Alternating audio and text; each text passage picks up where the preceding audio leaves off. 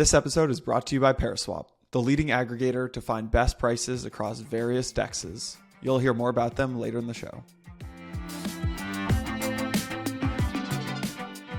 All right, everyone. We have a big crew today for another episode of Empire. I'm sitting down with co-host of Empire, Santi Aggarwal. We are also joined by two guests today. One is Derek, the co-founder of Reverie, also the co-host of one of my favorite podcasts in crypto. If you're listening to this, you're like, what is that? What does this crypto podcast listen to? This is what I listen to. It's called I Pledge Allegiance. It's an amazing podcast. You guys should check it out. The other guest is Sunny Aggarwal, co-founder of Osmosis, and truly just one of the brightest minds in the space. So Derek, Sunny, and per usual, Santi, welcome to the show, guys. Thanks for having us. I think a good place to start, we're going to be talking about dYdX just had their announcement, so I want to get your guys' take on Appchains. We're going to go really deep into governance. Sunny, I want to get your kind of longer term vision for what you're building, because I think it's really interesting as it relates to competing with some of the CeFi folks. So Sunny, I think I'd kick it over to you. We are 7 months into the bear. What are some of your lessons learned, especially as you watch everything that's happening in CeFi unfold as it is? Mm-hmm. Yeah, I mean, so definitely this shows like partially the need for DeFi and like, you know, if we're just building centralized banks on top of like, you know, decentralized money, that doesn't really solve like the fundamental problems for why crypto was created in the first place. And, you know,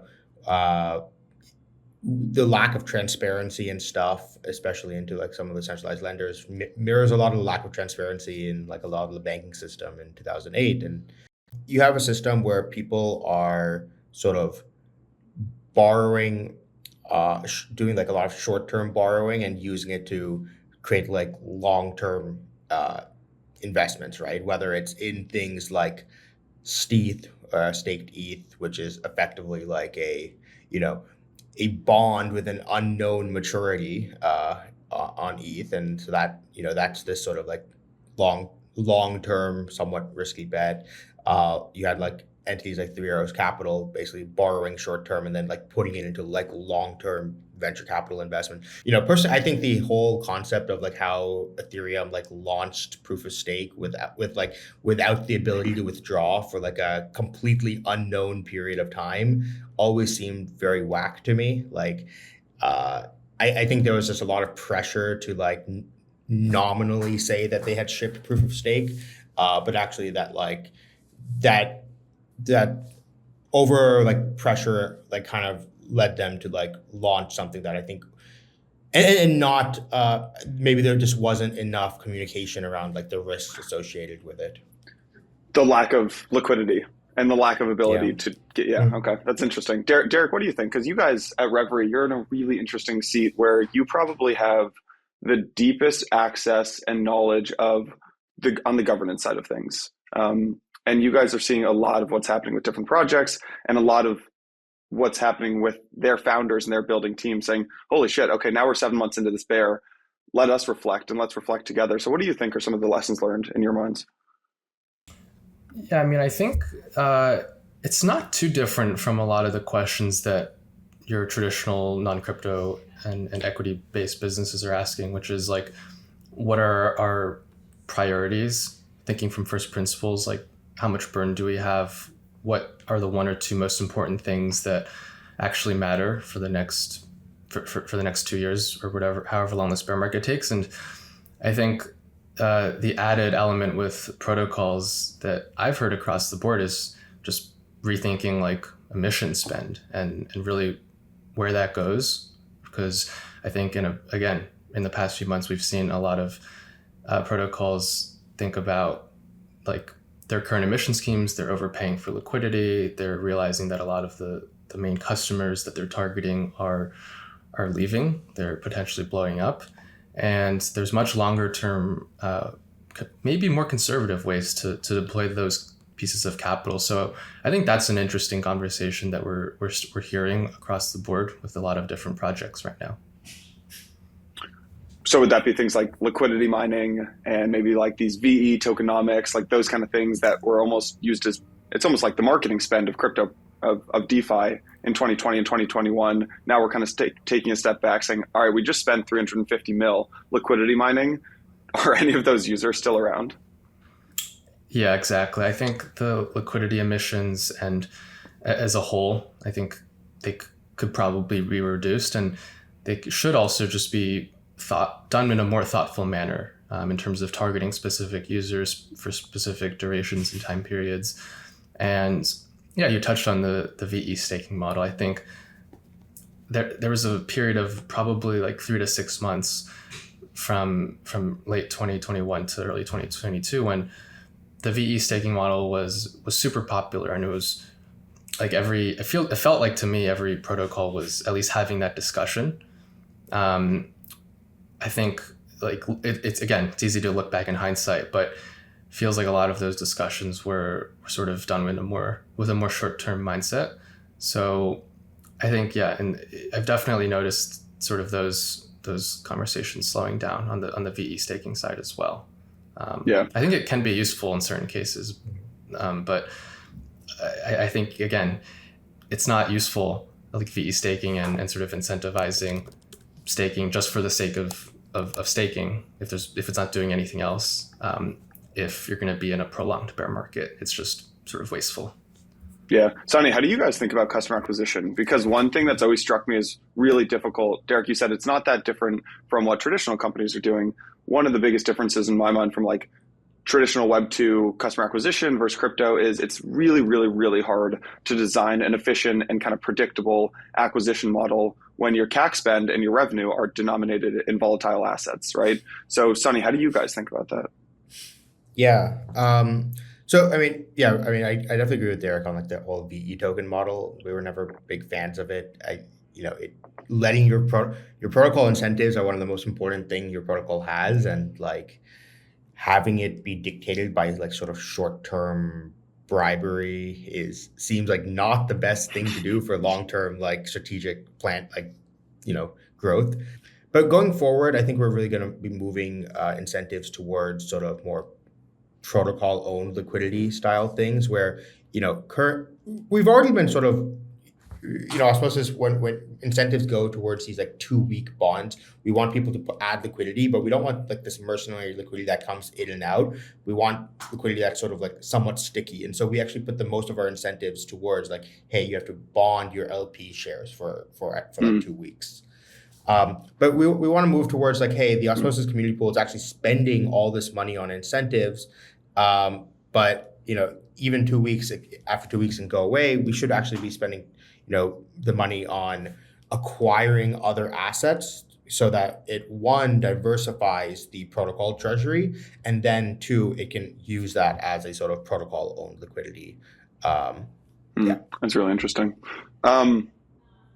One thing that dictates the marketing spend, obviously, is like what type of users it is. And I want to come back to that near the end of this conversation about kind of the roadmap and what kind of users you're trying to optimize for and how you guys end up competing against CeFi. But one thing that just happened last week that I thought was really interesting, I want to get both of your take on this, is dYdX announced on Wednesday that they're migrating from Starknet, which is just a roll-up on Ethereum, to their own chain built on the Cosmos SDK. I'm assuming you guys have known this for a while. Derek, I'm not sure if you were actively involved in that decision. I'm not sure if you guys actually closely work with dYdX, but can you just tell me like how this type of decision gets made? Maybe Derek, I'd throw it to you. Like, how do you decide to build on your own Appchain versus another L1 versus another chain on Cosmos? Like, how does this type of big decision get made? Yeah, so I guess I'd caveat all of this with saying I wasn't directly involved in this decision at all. It was entirely dYdX Trading's decision. So I would presume that, again, like based off of dYdX's historical focus, it's been building a scalable, usable, good product experience for derivatives. I think everything else is downstream of that. That's what Antonio has always been talking about: product.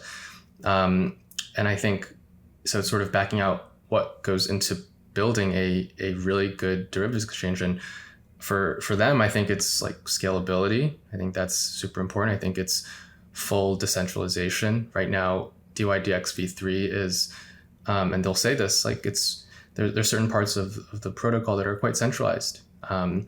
It's the order book, the execution, and they're using Starknet, which is great. But does potentially have some limitations. So I think from their perspective, I don't know like the sort of specific detailed technical and protocol level trade-offs in terms of like all of them, but I think those are the high level factors that they thought about. And I think Sunny can probably talk a bit more about like specifically just like why it might make sense and what are some of the trade-offs to building your own app chain versus building on another L2. Yeah, so I mean, I've been in touch with Antonio and about this, Cosmos chain for a number of months now, and yeah, that was sort of one of the main things was they wanted to figure out how they can get still the UX that they have in their current sort of Starkware based implementation, but actually have it be more decentralized because the current implementation, Starkware still runs on a single operator mode, and I actually think that single operator rollups are like extremely dangerous for like the crypto space and like should be heavily pushed back against. But then they also have like their order books and stuff for single operator and stuff, and so they needed a way of like building a decentralized system that has a lot of those benefits. They so why are single operator rollups like so problematic? So rollup systems give you safety by design, right? That's the whole point of them, that you don't have to trust the rollup operator for correctness of the execution. The rollup system is what gives you safety, but it doesn't give you liveness nor censorship and front running resistance. And if you care about liveness and MEV resistance, you need to have some sort of decentralized consensus protocol that your rollup is running on. And whether that's most likely probably going to be Tendermint for a lot of these rollups. But so if you're going to have to build this sort of like decentralized consensus system, you still need decentralized operators. It's unclear how much benefit you really get from using a rollup style system as opposed to, if you're already building, you have to build up a decentralized validator set anyways, then you might as well, part of the problem with, building rollups is hard, I'll say. It's like you have to be able to construct fraud proofs or validity proofs for your entire state machine. And today, like, things are getting better and better. Part of our view is, we think that like ZK style stuff is going to win out over optimistic style stuff. And, when we started building Osmosis and stuff, like, ZK rollups, I think like ZK rollups and like, I think validity proofs are going to be what's going to like win out in the long term. And so spending a lot of energy designing our state machine to be able to like generate fraud proofs, when I think that's a paradigm that's going to be like go by the wayside within a couple of years, seemed like just not the right use of energy. And so our view with like how security models of blockchains are going to evolve is eventually, right now we're just like, okay, we're just building our own sovereign state machine. It's not relying on anything else. But this just gives us the freedom to like iterate much faster and like, develop and, not have to worry about, we have to write in like, Cairo and stuff is getting better and better, more user friendly, but it's still not as easy to write in as like, the Cosmos SDK is written in Go. And it's like, we can use this entire ecosystem of developer tools and testing frameworks and all this sort of stuff that you don't get in like something like Cairo today. Right. And then, a couple of years down the road, once like validity proof systems are ready, then, that's when we can like, and as well as our protocol is a little bit more stable, then that's when we can, I think everything will start to shift towards this validity proof system. But I also just don't think security is going to be this like sort of hub and spoke model where it comes, everything comes from Ethereum and then it's like, everything relies on one security system. I think you're actually going to have many security systems and they all are going to be sort of like doing shared security with each other, where, you're going to have validators on different chains that are going to basically agree to being slashed on network of chains if they do a Byzantine fault on any of them. So, because you look at a lot of these chains, like the amount of overlap on the entity of the validator sets is like very high, right? Probably like over 50% of the validators on, all Cosmos chains are the same, probably the same with on like, I think most of the Lido validators are also like early Cosmos Hub validators. And so what you're going to end up happening is saying like, hey, okay, look, if I do some Byzantine fault on Osmosis, I would also end up getting slashed on the Cosmos Hub and on Ethereum and on Polkadot. And so it's going to be this sort of like mesh security. And you're going to be able to prove this stuff using the validity proofs that we're going to get from like zero-knowledge systems.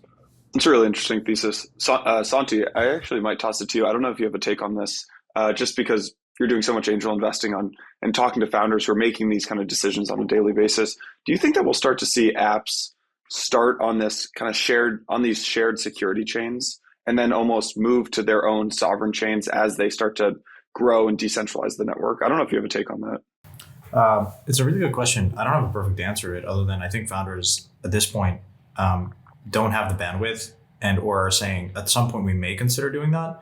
But at the moment, it's very compelling just to use a shared security model for now. And then I guess the interesting and attractive part of it is that if you ever want to do it, then it perhaps is easier when you're interacting with the Cosmos ecosystem. But I'll pass it over to Sunny or Derek if you guys have a different take.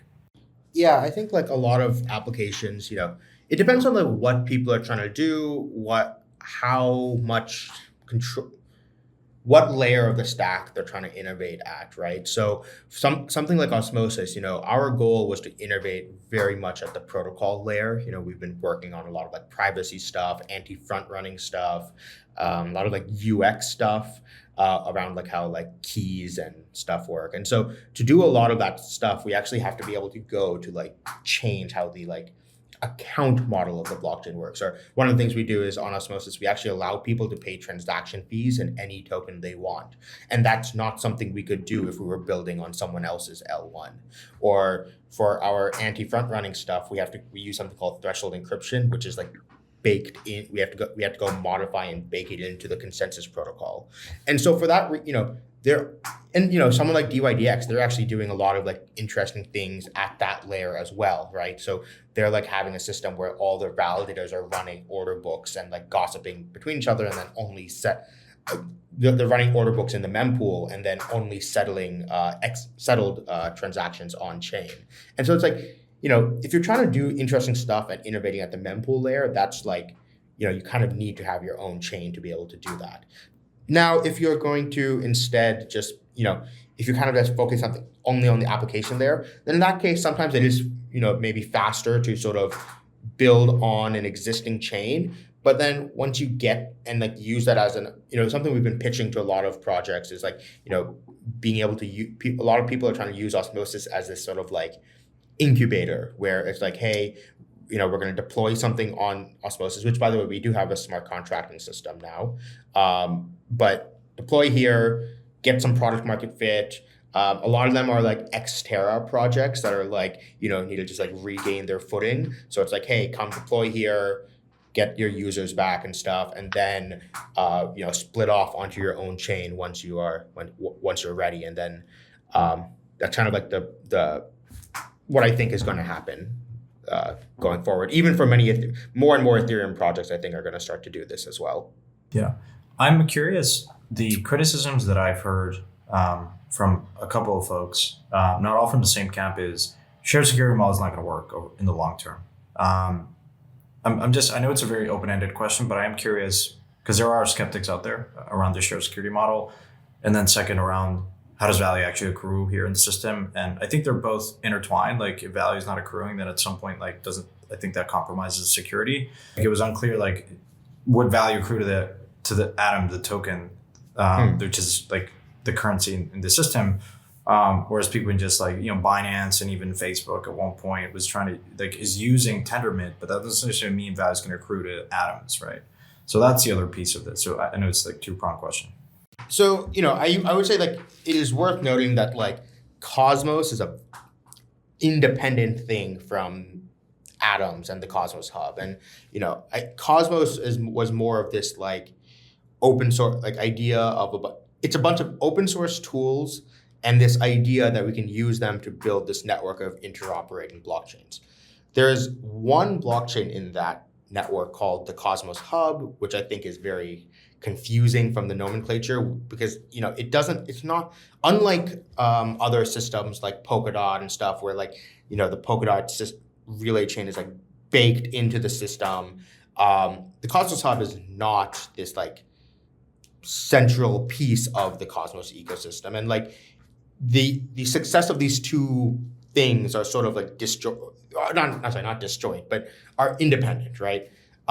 So Osmosis right now is sort of an independent chain built on the Cosmos network that doesn't really use the Cosmos Hub right now, other than that Atom is a major token that is listed on Osmosis.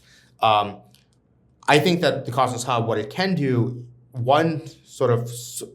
the vision of the Cosmos Hub was to be able to provide this sort of like shared security where the Atom token is just this like sort of very high market cap asset relative to a lot of the rest of the Cosmos ecosystem.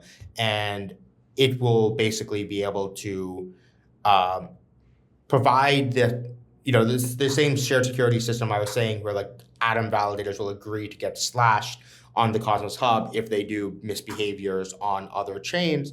They would provide that as a security and then as a service, and then get some sort of revenue for it. Like, imagine a way I thought of it. I think of it as it's like a validator union of sorts, like a taxi medallion, where it's like, hey, if you want to be able to be this validator and have this opportunity to like provide shared security in all these chains, you need to have this Atom token to be able to do that, because that's going to be who people come to in order to, when they want shared security, and you're going to be able to earn the revenue from like staking and fees and everything across all of these chains that are part of the shared security system.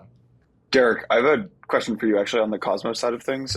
Maybe this is for Sunny, but Derek, I'll toss it to you first. Right now, apps in the Cosmos ecosystem are generally focused on like one use case, right? And they're pretty friendly with other chains. Could you see a future where each successful, I'm not even sure if this question makes sense, but each successful app chain begins to build out like their own vast ecosystem of applications to retain users and accrue value, and then they start almost competing with other app-specific app chains?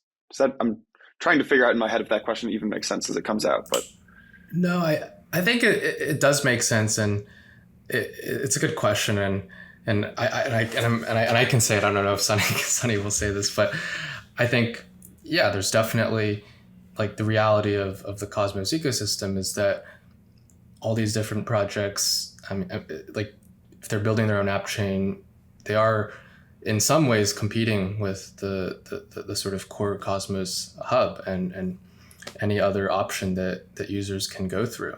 I don't think it's a strange thing because they're both allies and competitors. I think like Osmosis in particular is interesting because it's an on-ramp that users have to go through to acquire tokens and any tokens in the Cosmos and IBC enabled ecosystem. So I think that makes it pretty well positioned. But yeah, I think there's a ton of projects out there that are building on it. Like just like any DeFi protocol, they won't be satisfied with just winning their own vertical, whether it's spot or lending or options or derivatives or whatever. Like over the 5-10 years, all these protocols will want to become their own banks or their own prime brokers or however you want to frame it. So I think, longer term, there will, again, just like all DeFi protocols, there will be sort of inevitable overlap. And there's just an added element of having your own security and sort of almost, competing to make your security, your protocol security the strongest possible and incentivizing others to build on it. So it's sort of an added dynamic, so to say. And I think there will be interesting second and third order effects over the long term. I don't think we fully understand it yet, but it'll be fun to watch. Yeah, when I saw the Cosmos Hub launch their oh my God, what's the name of it? The Gravity DEX.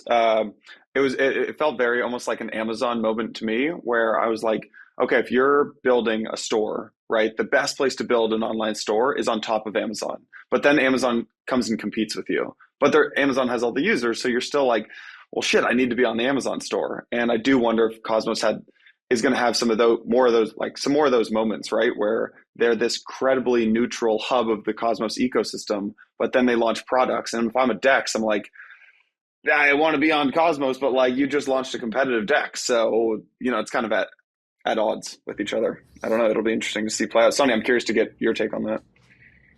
Yeah, I mean, this is kind of why so this is kind of the claim I made about the Cosmos Hub when they were first trying to launch the Gravity DEX. I was very strongly against it.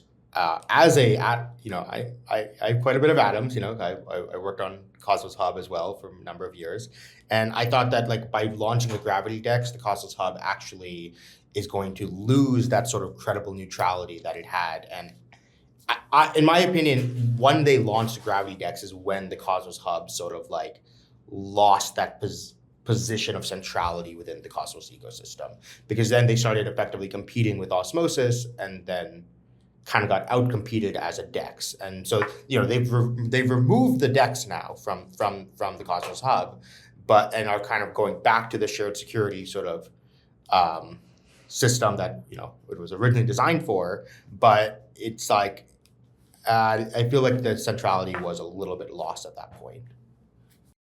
All right, everyone, really excited to share a special update from our friends at Paraswap. Paraswap has been pushing the boundaries of what is possible with DeFi for years, and they just did it again. They just rolled out the first ever NFT peer-to-peer mobile trading app on iOS. That's right, they launched an iOS app for peer-to-peer NFT trading. You can buy and sell NFTs with any token.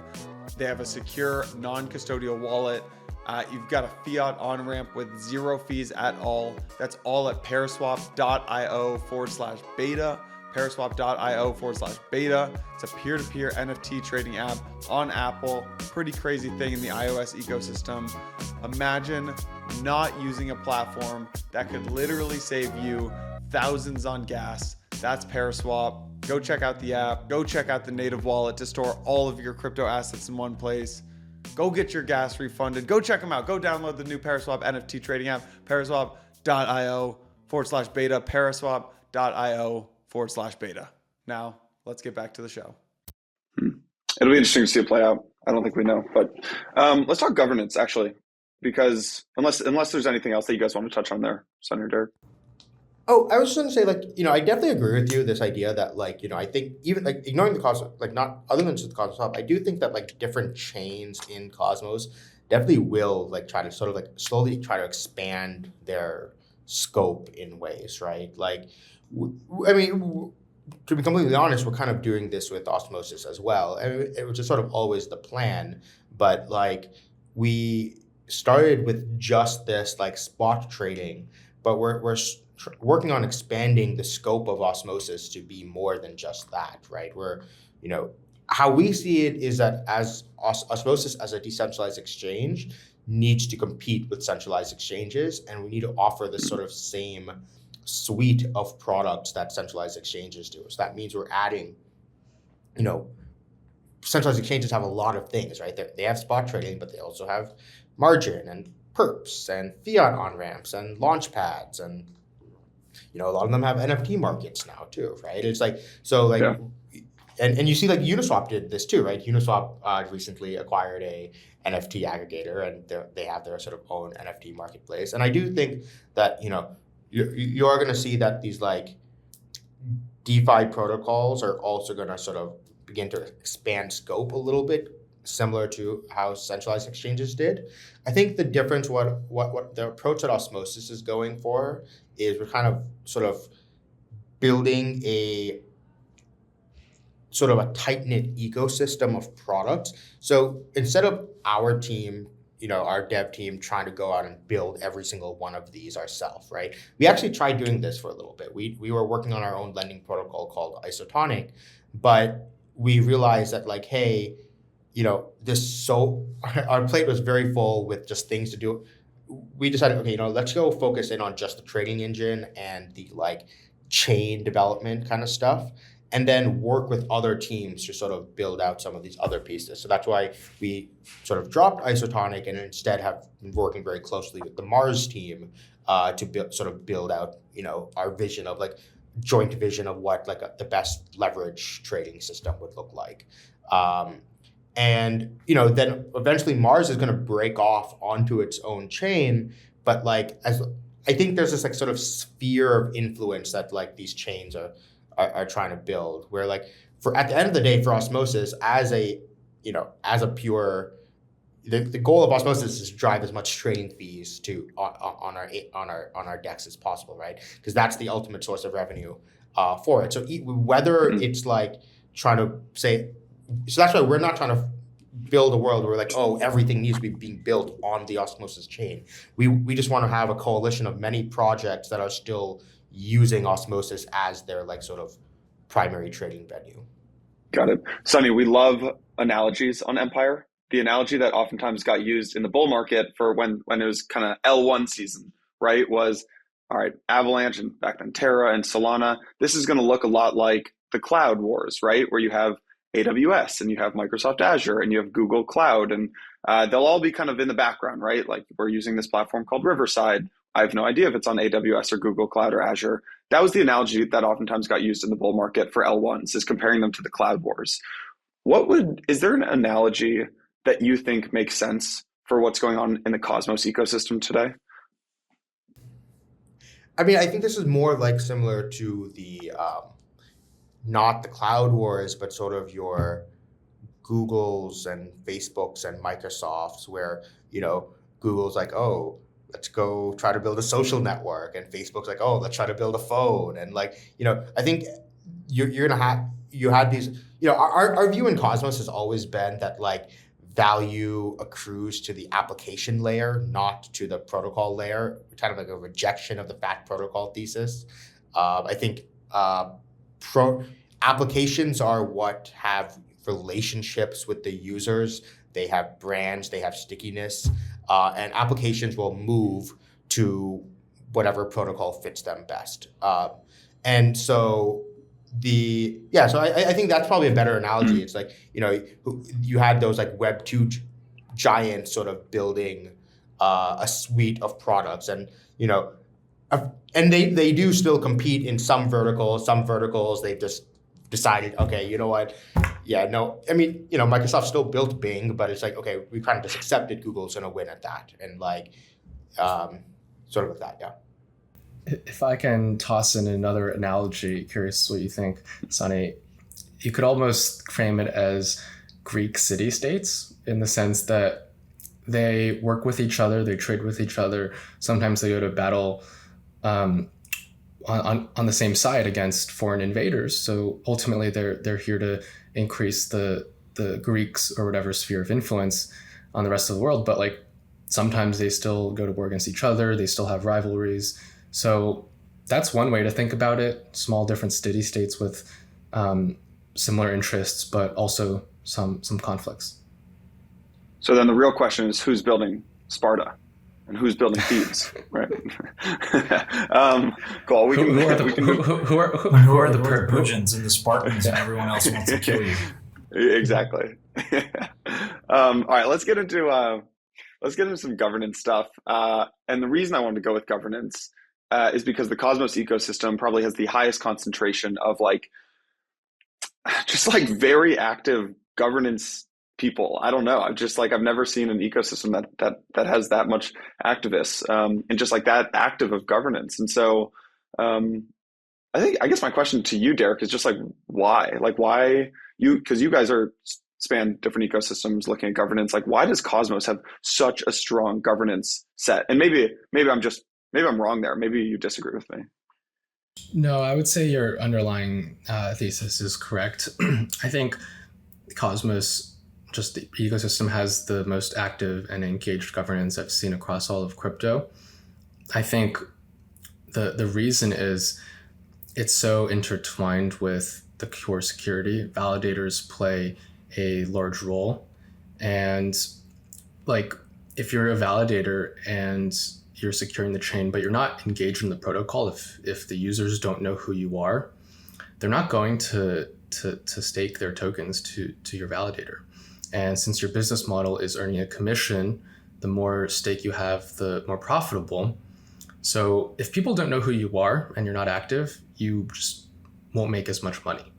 And I think that provides an incentive for validators to provide their opinion, provide an educated opinion, be thoughtful about the choices they are making, both from a protocol spend perspective, protocol design, and really anything that governance falls under.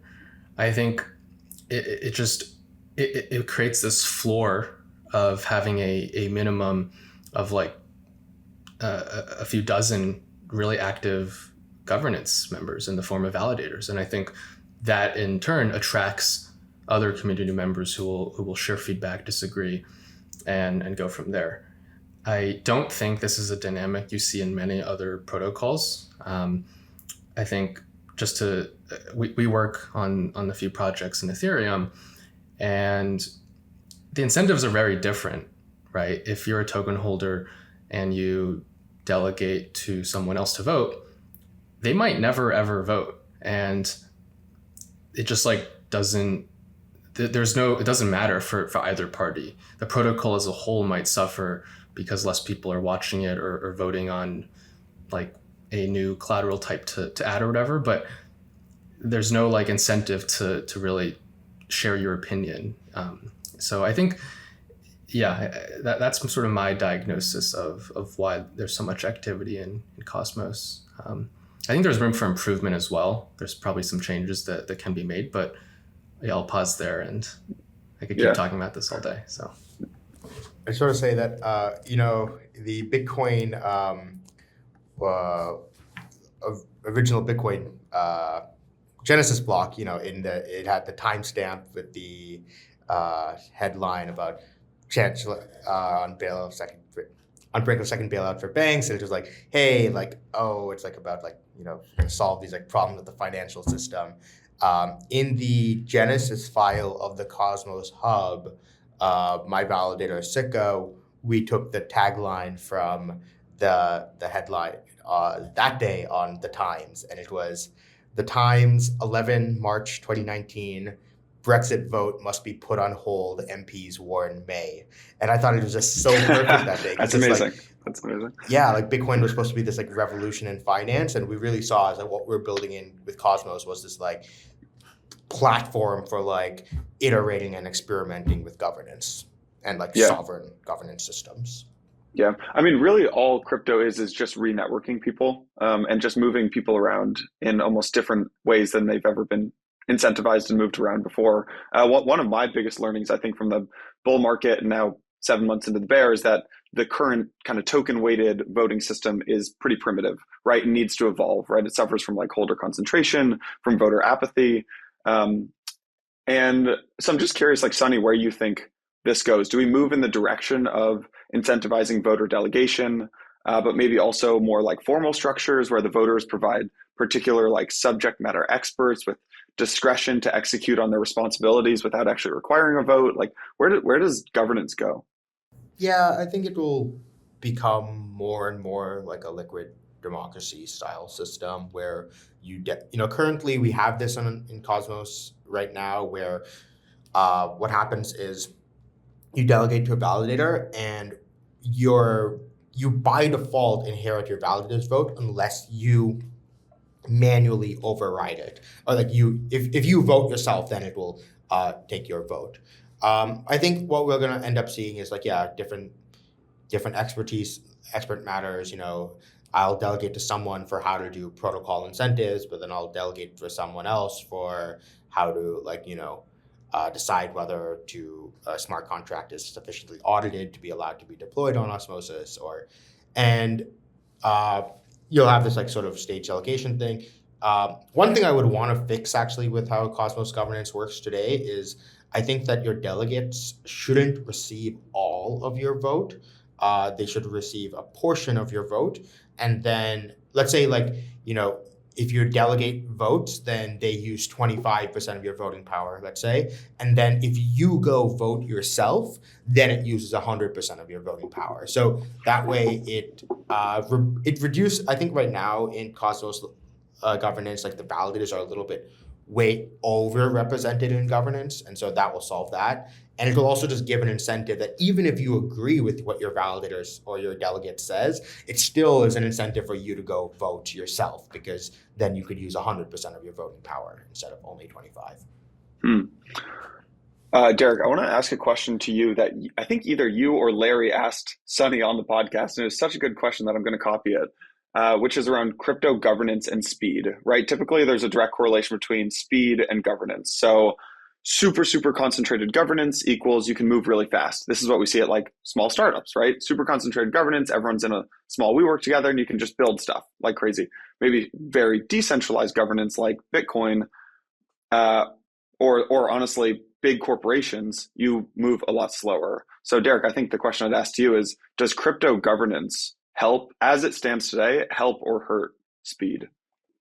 I think at the end of the day, governance is not the goal, right? Governance is a means to an end of achieving your end goal, which for most protocols is winning market share, building something that people want to use. I think most of the time, like if your protocol's early, involving a huge amount of people in decisions inherently is at odds with efficiency and speed.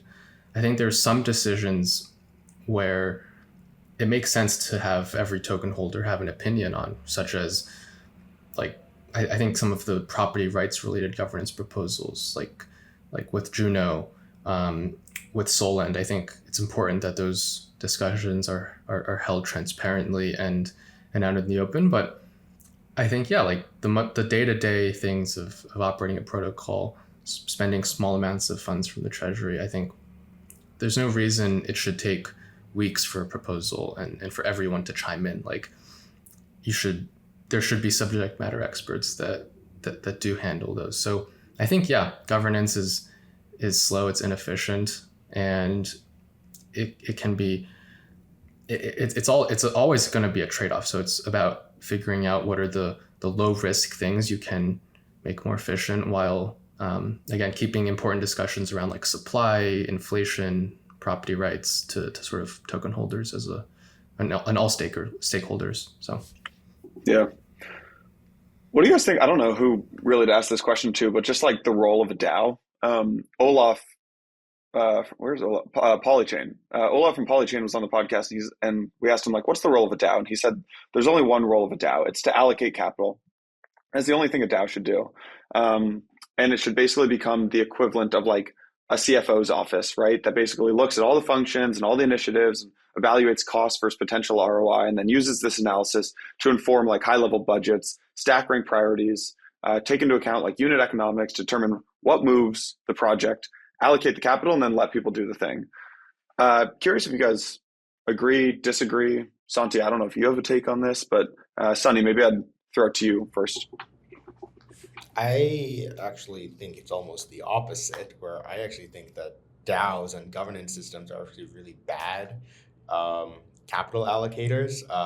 This is kind of why the Osmosis DAO hired Reverie to basically do the capital allocation, because we realize that like I feel like part of, I don't know, to me DAOs seem to be especially like short term, like token holder based DAOs governance systems seem to be very bad at like sort of long term reciprocity of things, where one of the things that we've always been pushing Osmosis for is to be more open to this kind of stuff, where like we can we've done this where like in Osmosis we've given a loan from the community pool to another Cosmos project called Stargaze, so that they could bootstrap their liquidity, and then Stargaze then returned stars to the community pool like a couple of weeks later. And so that was like, but in general, I think like these sort of like longer term things is, and like especially like when it comes to negotiation, you know, like this, like we saw this with like the sushi, the fiasco where like sushi was trying to DAO was trying to raise funds from VCs. It's sort of hard for to do that kind of a lot of that. It's really hard to negotiate in public, I would say, right? And so that's kind of why having someone like Reverie come in and be able to take on a lot of that like negotiation and evaluation role that kind of often requires like hard conversations, right? And being able to delegate those tasks. It's a good point. I mean, it's honestly just hard to buy things when the counterparty knows exactly how much money you have. Like we saw this with Constitution DAO. It was like, of course, someone was going to outbid the DAO because we knew how much money the DAO had raised. So, Santi, I'm curious. We haven't actually talked about this. I don't know if you would agree with Sunny or you would agree with Olaf. Kind of two counterpoints there. Like just the role of a DAO in allocating capital. I'd be curious to get your take on that. I think it really depends on the DAO. You know, I think at the end of the day, like you need to look at most DAOs are struggling and will continue to struggle to actually coordinate. It's super hard. I mean, of course, when value's on the line, people tend to pay more attention as opposed to traditional political systems. But even then, like I'm not a believer that you need that pure like truly decentralized like DAOs are going to work. Like you need to have one or two really competent people that are ultimately like managing this stuff. But like everything, you know, it's I think the reason why you'd want to like the criticisms that we're seeing a lot in today's market is you're trying to like create stuff that no one really needs, and it's, you know, you're just adding a layer of complexity that no one really wants, and it's not going to work. The only reason why I think you want a DAO is one, you're able to bootstrap and amass capital pretty quickly, and then there's more accountability and transparency in how people vote and delegate, and then ultimately there is going to be a high degree of centralization in ultimately whoever is taking the decisions. And if you look at the most successful DAOs out there, you know, like Pleaser and Illuvium and a few others, like you have a council of people that are really competent. And then at the end of the day, people don't like that. They can remove you from that role. And that's really it, right? There's just more transparency and accountability and tracking a lot of this stuff, which you don't necessarily have in traditional fund management or political systems or that. So I don't know if that answers the question, but that's just my view, which is the only reason why this is kind of exciting on the margin is there's just more transparency, i.e. accountability on these decisions. I think that's a really good point. Derek, I would expand the question to you and add in like org structure, actually. In bull markets, everyone wants projects to be completely decentralized, right? But over time, like crypto or non-crypto, org charts and org structures of a startup have to evolve over time, right? Blockworks ourselves, we had 10 people, then we had 50 people. Like the company needs to look very differently at those two sizes. I think a lot of DeFi founders that I speak with understand this, but they almost feel constrained by decentralization, saying, look, I get it, we need to move really quickly, but like we need to let the community figure things out. We need to be decentralized. In a bear market, this probably, I think, changes, right? Where we allow teams to iterate and experiment with new org structures, things like working groups and pods, and maybe like a bigger degree of centralization. I'm just curious what you're seeing on that front, and if you have thoughts on it.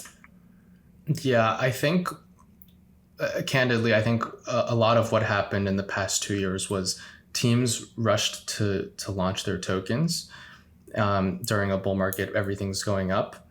And when you launch your token, you basically unleash Pandora's box in terms of, like, if you're trying to, like, the token has certain rights, certain decisions that the community made, and the protocol might not be ready for that. If the protocol still needs to figure out product market fit, it doesn't need hundreds or thousands of voices on how to build the product or how to set vision. So I think sort of in terms of protocol governance and shipping, I think certain teams put the cart before the horse. I think what we're seeing now, I think, is a pretty interesting. We're seeing protocols take many different approaches to re-centralizing, to reconcentrating decision making and power. I think Aave is one example. I think they've hired the BGD Labs team to basically be one of the core dev teams building for Aave. We've seen obviously MakerDAO with the core unit model. We're seeing some protocols go with pods. Osmosis has different sub DAOs. So I think, yeah, we're again definitely seeing a sort of bottoms up approach to re-centralizing. And I don't mean that it'll just end up being like literally a company in the sense of having like a bunch of employees with functions, but I think it will be somewhere in between, in the sense that the protocol needs to figure out who to hire, what specialists to bring on, and then hold them accountable, whether it's every quarter, every 6 months, every year. So yeah, definitely think innovation in org design is happening, but candidly, there's a lot of lessons that we can borrow from traditional startups and traditional corporate governance. So, Sunny, I would not be doing my job if I messaged some people like, hey, I'm Sunny's coming on the podcast. I wouldn't be doing my job if I didn't ask you about the exploit. So I just want to learn, like, every crypto, I think, project or company ecosystem goes through this at least once, probably multiple times. What happened, and like, what are some of your lessons learned from the exploit? Yeah. So what happened was, well, I mean, at the surface level, there was a bug where basically we miscalculated how much LP shares to give out when someone adds liquidity to the pool. But let's zoom out for a second. Basically, Terra crashed, and there was sort of this like sudden onflow of developers that was trying to like a lot of the Terra project DeFi projects were like using Osmosis as sort of like the next place to go after to relaunch their projects. We have the same smart contracting system called Cosmosm. We're sort of the biggest DeFi application now on Cosmos, and so basically ever since then there's been sort of a little bit of a we had actually been working on getting a lot of our Cosmosm tooling and stuff to the point, because we actually adopted Cosmosm relatively recently. Terra had been using it for like, almost a year and a half at that point. We added it like a month or two ago, and we were spending a lot of time on making like the dev UX like tailored to what we wanted. And then suddenly we had an onslaught of developers that we like weren't prepared for. And so we kind of had to start like rushing a lot of things. Part of it was there was this conference there was a Terra DApp Expo that was supposed to happen in Austin, and it was canceled for reasons. But we were friends with the organizers, and they were stuck in all these contracts with like the caterers and venue and all this kind of stuff. And so we kind of like offered to take over the conference from them, and so that way they could give a refund to more of the attendees and sponsors and stuff. And so we threw our first OsmoCon in the course of, we planned it in basically like 10 days. And we were trying to get this upgrade, this new upgrade that has a lot of these Cosmosm features out before the conference, just because, we knew that like, hey, if we wait till after the conference, it's going to be like,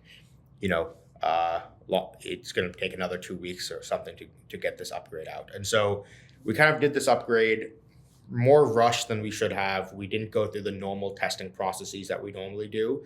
Part of it was like we also added a stable swap to Osmosis. And we did this like sort of big refactor to the AMM module that makes it so it supports custom curve type. So instead of having a single AMM curve, which we currently have the balancer one, we would support balancer and then stable swap, and we can add more and more. And we knew that we didn't test the stable swap enough. And so we actually pulled stable swap out of that upgrade, and so we didn't add that. But we kept the actual refactor that generalized the AMM. And yeah, so I mean, basically the TLDR is that we just didn't test things properly. We didn't. We had our testnet and stuff running, but we never connected our front end to it. We had a lot of tests on single-sided liquidity adds, because that's what we actually did a lot of major changes to, but not on the simple thing, which is basic liquidity adding. And so yeah, so basically, what could you have done different? Because like this is like not testing enough. Like, I guess this is just for general founders, but like, I understand there's chaotic innovation in crypto and the community, and you want to push stuff out pretty quickly. But how do you avoid this? Because you sort of knew that you hadn't tested enough. Like, how do you avoid this? Yeah. So one, I mean, definitely just don't rush on these things. Like, we ended up, our worry was like, hey, if we don't launch before OsmoCon, we're gonna waste 2 weeks on not being able to get this upgrade out. It's like, well, okay, we definitely spent more than 2 weeks now, like on dealing with the aftermaths of things. Would that have required an audit? And if so, a big challenge that I hear is it's kind of impossible to get an audit pretty quickly. Yeah. So I mean, I think audits are good. I'm not sure. I think people kind of hold up audits as these like perfect end all be all solution. Like, oh, you get an audit, you're good.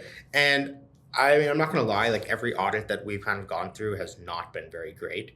Like we've some auditors I feel like run linters on our code and just like give us the results. I think the solution really is just better code practices and review practices. So, there's a Linus Torvalds quote about, given enough eyes, all bugs are shallow. But I think right now in the state that a lot of our AMM module was in, it was like, there just wasn't enough readability and like code comments that like someone making it very easy for someone to follow along exactly what is happening. And I think that's sort of the mistake that was made. And that's sort of what we're doing right now is, we're not working on any feature development right now. We're spending the next few sprints just focused on like, hey, let's add more code comments, readability.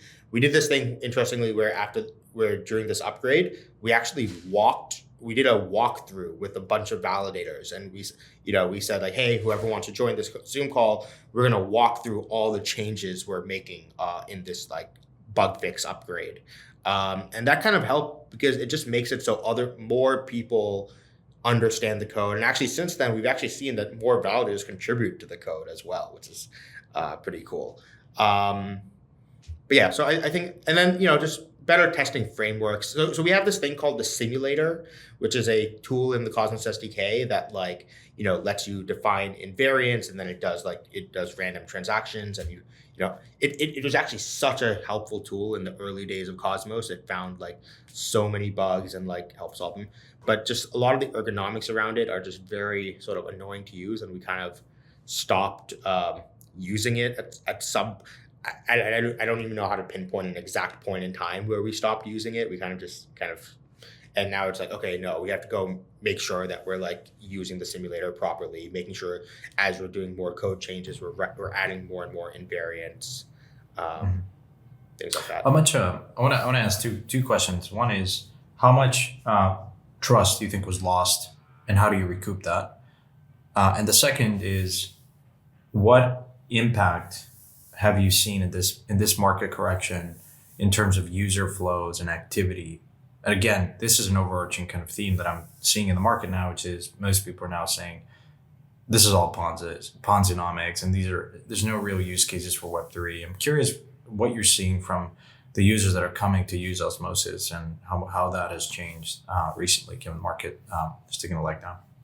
Yeah, so I mean, I think definitely some trust was lost on like, I think our dev team is one of the, we've been working on Cosmos for like a number of years. And so it was sort of expected that, we are supposed to have these like highest coding practices within the Cosmos ecosystem. And so I think, there's going to be work to be done on like, making sure, especially not just for users, for the developers who are building on top of Osmosis, just showing that like, hey, look, we're going back to and like re-implementing a lot of these like security practices that sort of, I don't know, I don't want to say we got lazy. It's just that we kind of sort of started over prioritizing speed and velocity over like, safety and security. And so we have to like kind of go refine that balance again. On the user side, we've been, I think that I would say that we haven't really lost many of our users that we had. Like I think everyone in even like at OsmoCon, which was like the market was nuking and like the chain was down, like I think everyone was in like extremely high spirits and like I generally just don't think we've I don't think the community has had that like bad of a network sort of a sentiment to this, and we're kind of just all focused on like going forward and building. One thing I like about the bear market is you can work on sort of longer term things, where there's a lot of like features that for example, our front running stuff with threshold encryption. It's something that we knew is like a 6-month project, but we just kept having to prioritize the like 1 to 2 month faster wins during the bull market and getting things shipped faster. And so now in the bear market, it gives us time to like actually go focus on like building out some of these like longer term, but in my opinion, like more important features. So looking forward to sort of doing that. Guys, as we start to think about wrapping this podcast up, which has just been an amazing conversation so far, I want to start to actually just spend a couple minutes talking about the future and talking about roadmap and visions and things like that, both on the Reverie side of things with Derek, but also Sunny in your world as well. Sunny, I think I'd throw it back to you right now. When you think about like Osmosis, DEX on Cosmos, what is you said bear market gives you time to actually build. What is the not 6-month product roadmap, but the 5 to 10 year vision here? I mean, one is I don't want us to be considered the DEX on Cosmos. I really see ourselves as the main trading hub on Cosmos. Could I say that? I would say we are the interchain DEX, where we're not focused on just the Cosmos ecosystem, right? Like the goal is that we want to be, if your people are trading Bitcoin for ETH for Sol, like that's Osmosis is the place to do that. And our bet was this sort of bet on vertical integration, that we are going to be able to build the best DEX because we have this like deep control over like not just the app, but we have the app, we have the chain, and our team also maintains the wallet for and so we have this like sort of deep integration from the full stack, and that's going to allow us to build the best flows. And so right now really focused on a lot of like UX stuff. So we're working with Axelar, which is like sort of a bridging solution to allow people to do like, we call them like native swaps, where it's like, oh, you have ETH on Ethereum, you want AVAX on Avalanche, you should be able to do that swap in like a single click. You don't even need to have an Osmosis account or anything. Sort of like, Osmosis today very much feels like the centralized exchange experience. You deposit assets, you trade, you withdraw. We also want to be able to offer sort of the shapeshift experience, right? Where it's like, okay, single click and it does the entire trade for you. Lot of focus on just like, new key management systems. Like Osmosis has this, like, for example, like hot session keys, where it's like, every time you make a trade, I don't want to like have to pop up my ledger to sign every single trade, right? I should be able to generate a hot key that like, it says, oh, with this key, you're allowed to trade up to like 5% of your portfolio. And then anything more, it requires a ledger signature or something like that. So, kind of like smart wallets, but they're actually like built natively into the protocol itself. And so, that's nice. A big focus of ours. I mean, so like I said, I mean, long term, that's where we're going. Focusing on the entire interchain. And I think that's what's going to happen. What's going to happen is that more and more types of assets are going to enter, are going to become crypto native assets. Today it's like, cryptocurrencies, but we also have like, DAO tokens, what I would consider like the new form of equity. I think we're going to start to see commodities and stuff be listed on Osmosis. And to deal with that, I think we're going to have to see like a bifurcation of the Osmosis experience. Today, like there's like one app where people go to trade like all of the assets, but I think we actually have one called There's a project called Bitsong. They have like creator fan tokens, and they've actually created a separate front end for Osmosis called Symphonia that's like very tailored around the fan token trading experience. They have like an embedded music player and all this kind of like stuff. And I think we're going to start to see more of this like sort of, okay, this is focused on trading L1 to L1 assets. This is focused on trading commodities, or like we're going to see that sort of bifurcation as well. So Osmosis will become the sort of like protocol for all of this. Interesting. If I'm reading between the lines here, Derek, I'll throw a question to you. Sunny, if I'm reading between the lines, you are going to eventually end up going head to head with some of the centralized exchanges like a Coinbase, right? You could really see a world where you guys end up taking on someone like a Coinbase. Or actually, Derek, before throwing it to you, Sunny, agree, disagree? I agree. This is the mission we started out with. That is the goal. Okay, that is the goal. Derek, I'd throw it to you then. At what point does like DeFi end up actually becoming a real competitor to CeFi? And Sunny, the reason I say like actually is because, there were days a year ago or 2 years ago, like, it was in the news and things like that. Like, okay, Uniswap volume overtakes Coinbase volume. But like at the end of the day, Coinbase is a 800-pound gorilla compared to someone like you guys right now, or Uniswap, or really anyone in DeFi. So Derek, I'd throw it to you and just say, like, when does that flip happen? Yeah, I think the easy thing is to talk about, I think the UI, the UX, the fiat on ramping, things like that.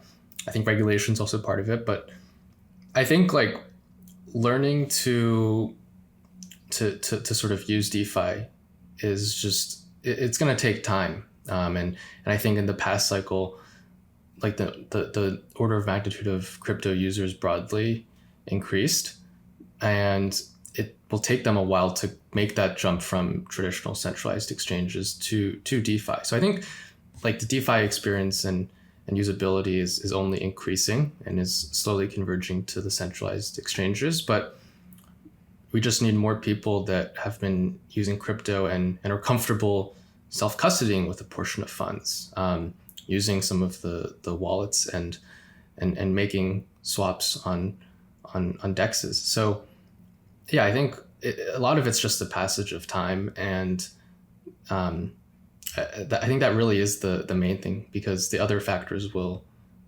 happen. So, I mean, I'll take on this. Like, back in the day when DeFi was getting started, the stablecoin transfers is a pretty popular use case, right?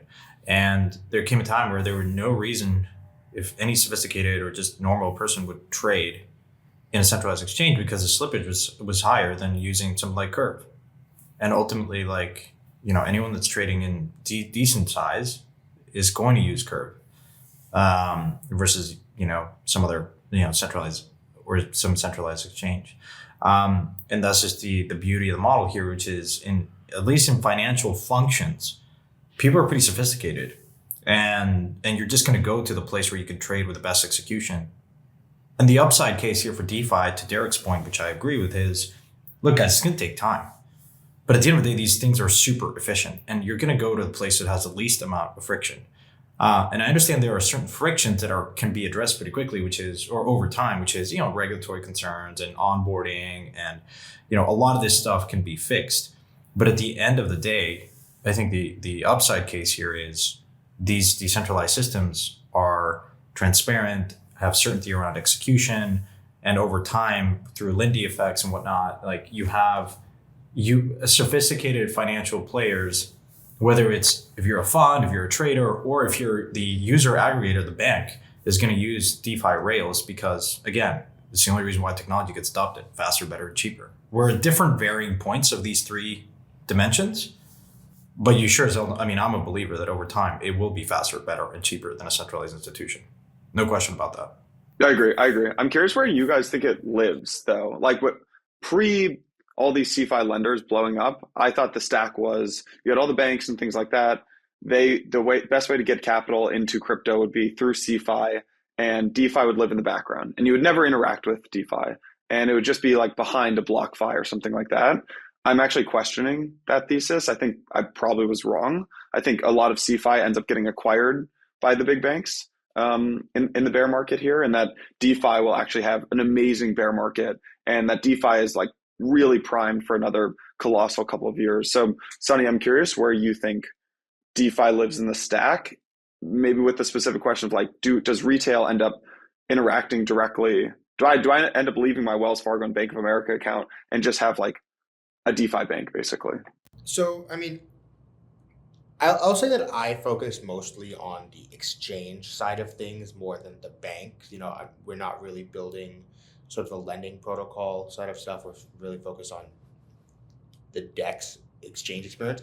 And I do think that I don't think that Osmosis is going to be like just the place where Coinbase is just a front, executing on like tapping into its liquidity. I do think that retail users will interact directly with Osmosis as a via the multitude of front ends that are being built for it, right? And I think that like that's kind of why we focus so heavily on like the UX and design and brand. I think that we know that like our goal is like to have this similar or better retail experience than something like a Coinbase.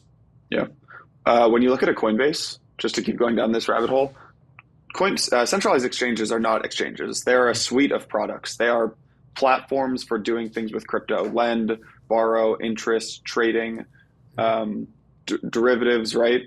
Do you guys have the same goal? And if so, if this was a non-crypto company, right, you'd be saying the big question is, okay, if you have the same goal, building a platform, well, then it's a build versus buy question. And if you actually look at someone like Coinbase, a lot of Coinbase was built through acquisitions. Like Coinbase Custody was really Zappo. Coinbase, like their prime brokerage, was really Tagomi, right? So do you guys, A, like same goal, yes, no? B, have you guys thought about M&A within DeFi? Yeah, so definitely same goal. I would say it is sort of a partner sort of situation, but like very close partnerships. So one thing maybe worth mentioning is that, so I mentioned how Osmosis has this like smart contracting system. One thing that we do very sort of uniquely than most places is it's a permissioned smart contracting. And what I mean by that is to deploy a smart contract requires making a governance proposal. So it's not a permissionless deployment of contracts. Because the purpose of Osmosis is we don't have a smart contracting system in order to become, we don't want to become a generalized smart contracting chain. That kind of just goes against our vision for how blockchain should work. We still are this application specific chain, but we're able to work. We want to find the we're going for quality over quantity, where we want to find the other protocols that like can build the necessary pieces that interact very closely with the Osmosis to build the sort of user flows we want. So this is sort of like what we're doing with Mars. So Mars is like they're building this like lending protocol that they're going to deploy onto Osmosis, but like we can do like these very interesting interactions between them. Where, they're going to be able to use Osmosis LP shares as collateral. You can use the M tokens as in superfluid staking, which is this protocol we have of allowing DeFi assets to be used to secure the proof of stake blockchain. We're gonna, they have this thing where it's like you can have how like centralized exchanges, when you borrow assets on you get like a margin trading account. You can't go like take these assets off of the centralized exchange, right? And so this is sort of something we're working on with Mars, which is like, hey, you can borrow assets into this like protocol controlled account, and then you can use it to margin trade on Osmosis, but that the assets in that trading account are still owned by the protocol. And so it can actually be, so the assets that you borrowed can actually also be used to liquidate and be like seized by the protocol. So that way it is you can have like much lower margin requirements. So that's like sort of an example of like these like sort of tight integrations that we're doing. And Mars is just one example. There's like others that we're working with to build out that. And then the goal is to have it all be available through this like nice, easy to use Osmosis UI. Yeah. This has been an amazing conversation, guys. I want to end with one question to each of you. What is the one thing in this bear market that you're most looking forward to that is not related to something that your company is building or that you are invested in? What is one thing just like in the arena of crypto that you're most looking forward to? I will make it an open-ended question to any of the three of you. Santi, you're included if you'd like to answer. Shield me. Don't call on me. Sunny, maybe I'd pick on you here. I think like there's a bigger usage of like social and web of trust based systems. It's if I wasn't working on Osmosis, what I would be doing is working on like web of trust systems. And I think there's just like so much. Part of my view of like crypto is that like we're building for these like all these like hyper trustless systems, but that's just like not the world that actually exists, right? Like there exists a fabric of trust in the world, and I think what we need to be doing is making those trust relationships more legible, and then thus computable over. So you can take advantage of transient or multi-hop trust relationships in order to make certain economic or even non-economic interactions possible that weren't possible before. I think the biggest bottleneck, when we were deciding what to build, and we went down the Osmosis route because we were really interested in the anti-MEV stuff. But the web of trust stuff, the biggest challenge is like the privacy side of things. And like I said, there's this is constant balancing act of like in blockchains of balancing privacy and transparency. We want to have these computable over trust relationships, but I don't want to be able to go see like, oh, what score did Derek give Santi, right? Like that's not, Santi might get mad if Derek didn't give him a great score, right? So it's like, how do we sort of provide that? And like private compute is like a very hard problem. And so I think I'm hoping we can see a lot more progress on that. I love that answer. Derek, you want to finish this off?